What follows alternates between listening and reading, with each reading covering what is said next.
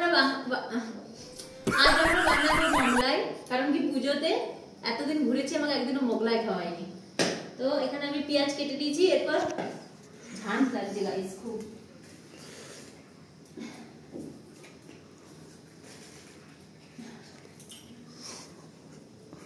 চলো এগুলোকে ফাটানো যাক।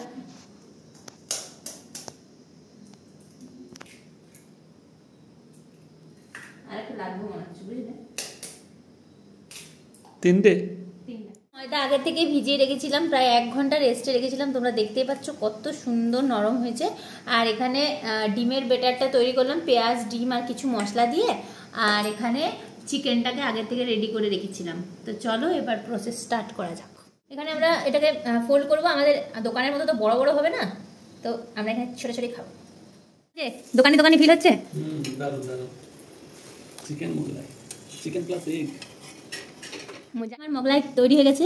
আপনাদেরকে একটা পিস দেখাই, দেখতে পাচ্ছেন?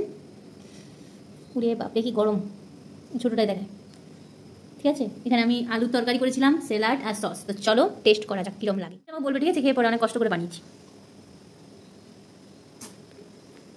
দারুণ দারুণ দারুণ, সত্যি বলছি তো। তো চলো দেখা হচ্ছে তোমাদের সাথে নেক্সট ভিডিওতে। ততক্ষণের জন্য টাটা। মেলার মোগলাই, মেলার মোগলাই।